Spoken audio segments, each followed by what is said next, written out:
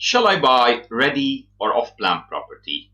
This is a question that's asked to me too often, and I'm sure we all think about it.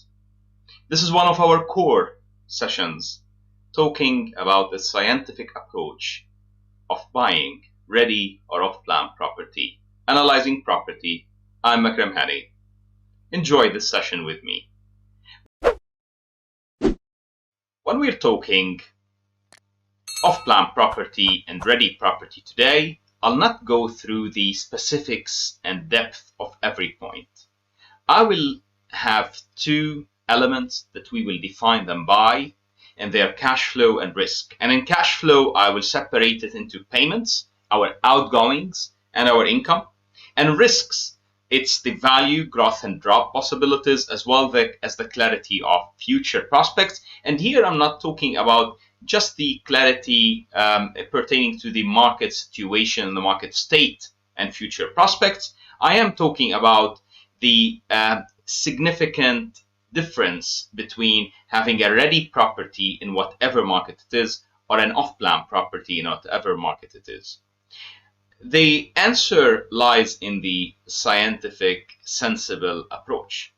And here, let's start with the cash flow.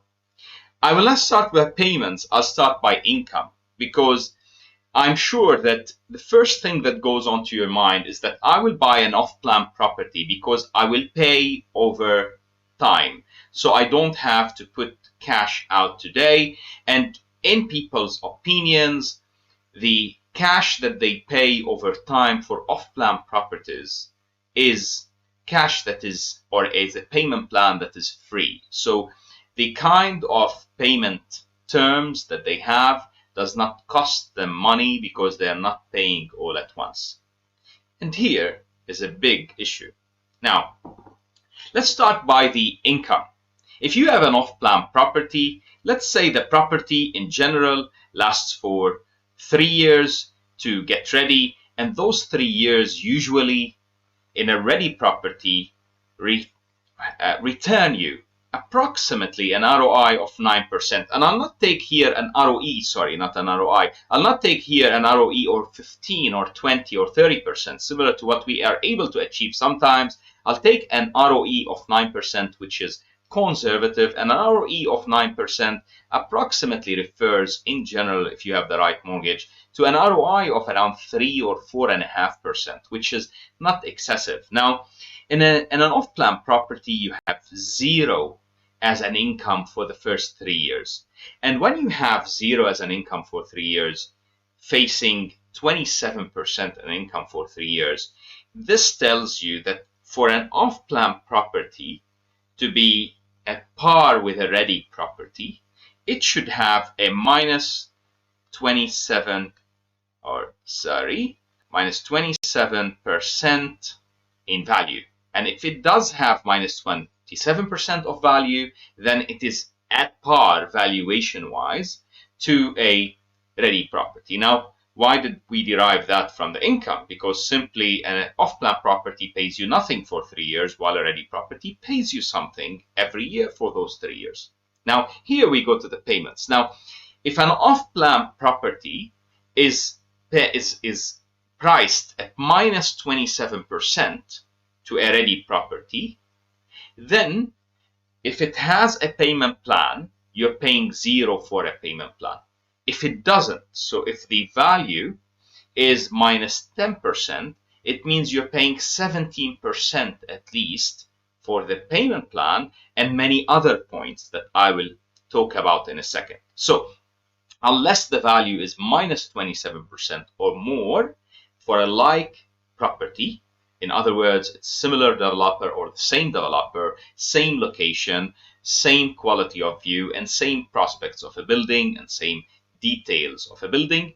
If those all are the same and an off-plan property is priced at minus 27% than a ready property, then you'd better, or you at par, you have a similar kind of property. And then if you have free payment plan, a payment plan you're not paying for, be it a construction-based payment plan or be it a post-construction payment plan, then you really have a free payment plan. Otherwise, it's not the case. And what I see is in most of the times, it's not the case. You're paying for that payment plan, and you're paying usually more than what you would pay in interest for a mortgage. Now, here, there is another thing that you're missing, and I will deal with it here. The buying a property today, ready, taking a mortgage, and the property is an asset which by nature grows in value.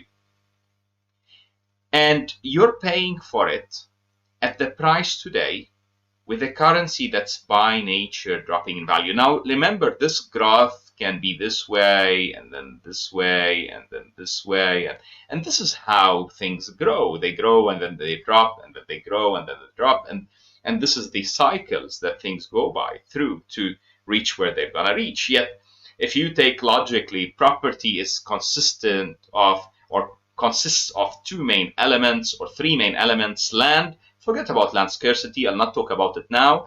Human resource, people, and raw material. Raw material in general grows in value with time because of many elements and reasons.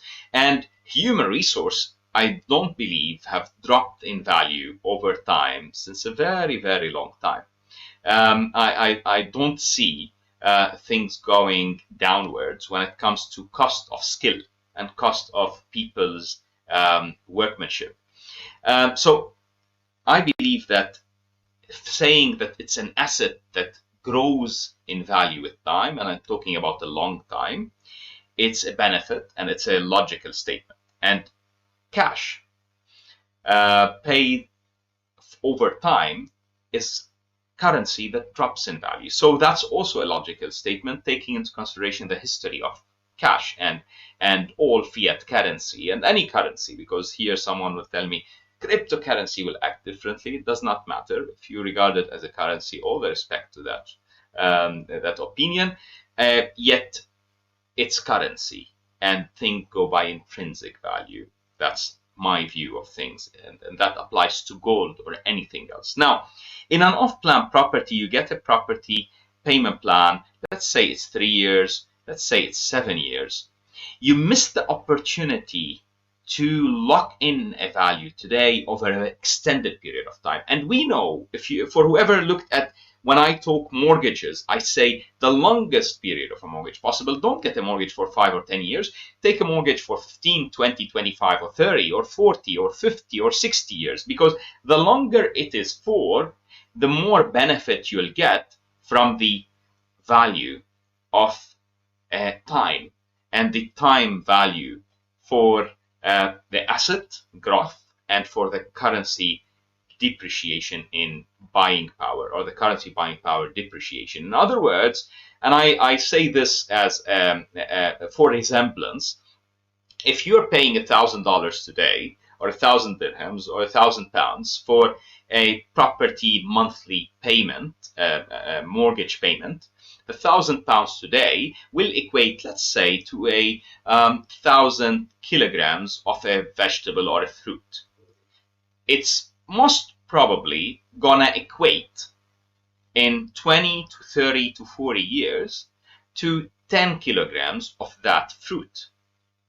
And that is a benefit, and is a great benefit. Now, when you lose the ability to get that benefit in an off-plan property here, you simply lose on much. Now, you tell me, I'll buy a property, I'll take a 3-year payment plan, post-payment plan, I'll go ahead and get a long-term mortgage. I would tell you, if the rates are right, rates at that time are right, although there's here a risk, and we'll talk about risk in a second, risk of the non-expected. What will happen by that time? What will be the rate at that time? What will be the value of money at that time? Regardless, again, if you have a minus 27%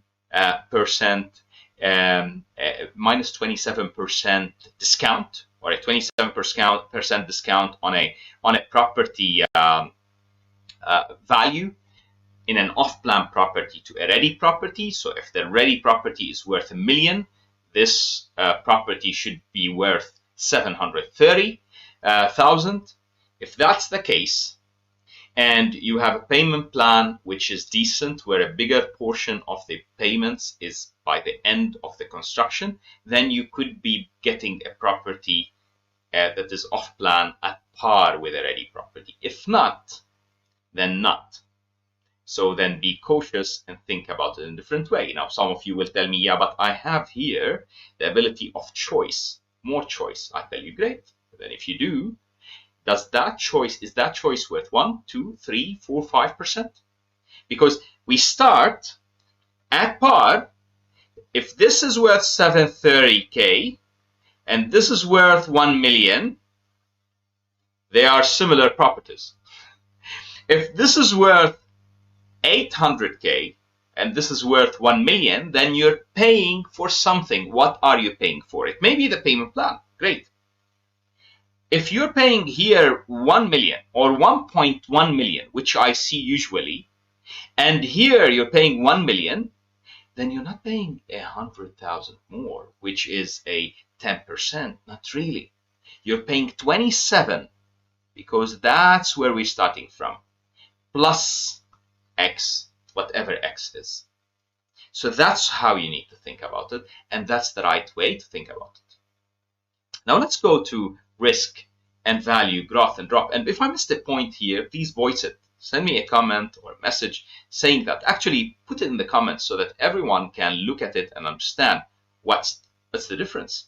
Now, when we talk about risk here, we talk about value, growth and drop. And value, growth and drop can depend, 1, on the area, 2, on the market, 3, changes in a global economy or in geopolitics in a region, or in a certain city or a country. All of those do matter. Yet the value, drop and growth here that we'll be talking about is related to state of market and its impact on an off-plan and ready property, because we know that both properties would be impacted negatively. Yet, a non-producing asset usually is impacted way beyond a cash flow producing asset. And here the board alone, the tablet sent the cash to an O, so let's call it an opportunity paying asset. Why is it an opportunity paying asset? Because a cash flowing asset is allowing you cash out of that asset that can be reinvested at a lower price when the market is tough. So when the market goes rough, the asset is paying you cash that can be reinvested at lower rates and get you bigger returns. And that's of great benefit. So this is the element that we're talking about. Second, if I have an off-plan property and the market goes in bust, market goes into tough times, in general, developers will either slow or stop constructing.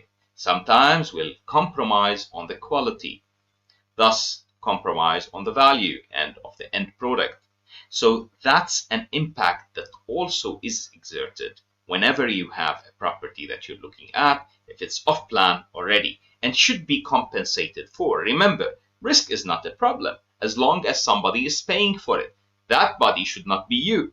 So if you're taking risk properly, I don't mind taking more risk if I'm being paid handsomely for it. And that handsome payment should be, in general, from the party I'm taking the risk off. So it should be a discount to the value from the seller.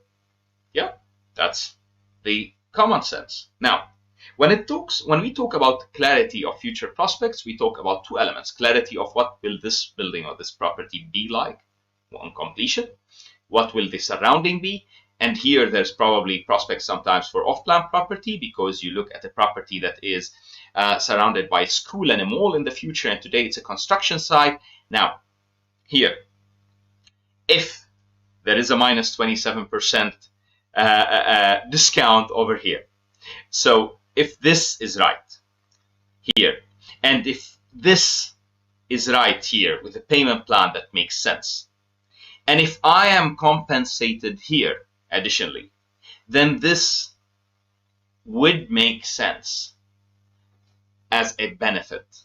However, if not, and not, and not, then this does not make sense as a benefit, as an advantage, unless the others make sense. If you're not buying at a discount and you tell me today it's a mess of an area, tomorrow it will be a great area, I tell you great, but if you're not getting a discount for that, why are you buying it? Buy the great area already, if the ready property is in a great area already. Because remember, we're comparing like to like over here.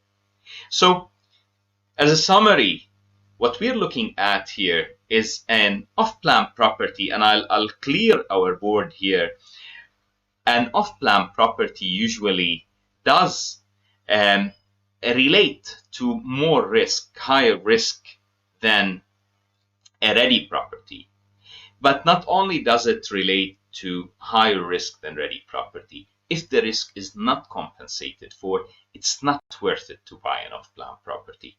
Now, some of you would tell me, look, I have no opportunity to buy property unless it's off-plan because I will not be able to get a mortgage and I'll not be able to pay for a property except if it's off-plan. I'll tell them I need to look at your exact situation because I'm not sure, or someone needs to look at your exact situation because I'm not sure at that point of time it's right for you to really buy a property. So do not run away for the option that is available if you do not really have a proper non-compromised option in front of you. Do not allow the asset and the opportunity to become a liability all of a sudden. Thank you for being with me today. If you have thoughts about things that I would need to look at or change, if you have thoughts about things that I would have missed, please voice it. Good having you. Ciao.